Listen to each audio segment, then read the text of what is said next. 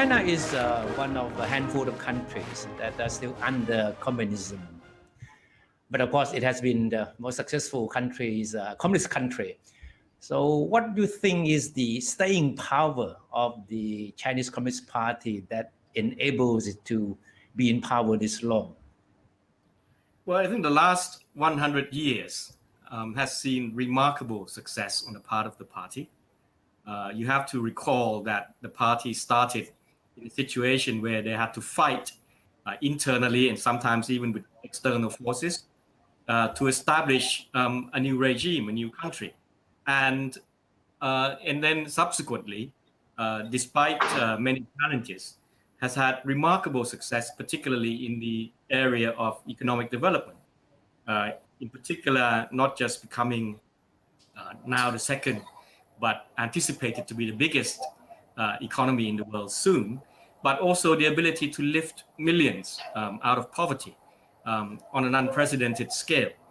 And I think that success has been due, first of all, to the organization and discipline of the party, the ability to stick together under an ideology, and secondly, the ability to adapt and be flexible.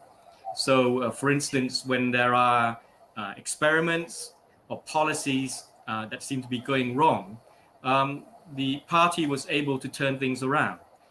We saw under President Deng Xiaoping the ability to integrate the market system into the country successfully, which laid the foundations for current growth.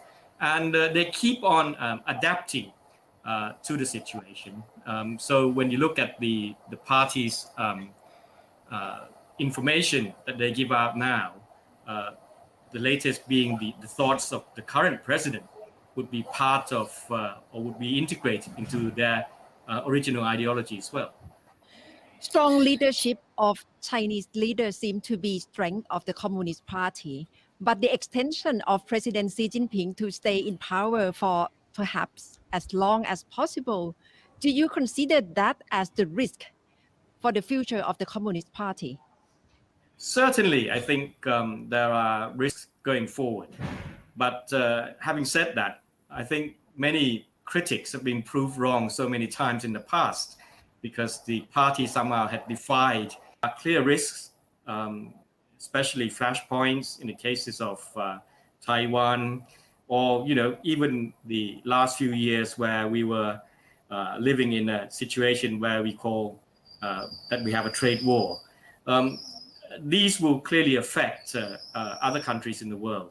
And I think President Biden is having to make up for lost ground. The loss of legitimacy and so many things under President Trump because Trump undermined many of the values and even, not playing by multilateral rules that forces President Biden now to rebuild this alliance. But it's clear that compared to 30 years ago, 20 years ago, the bargaining power that the West has now is not the same because over the last couple of decades, there had been a steady recession of liberal democracy, if you like, in the world, with the rise of so many extremists, populists, and authoritarians around the world.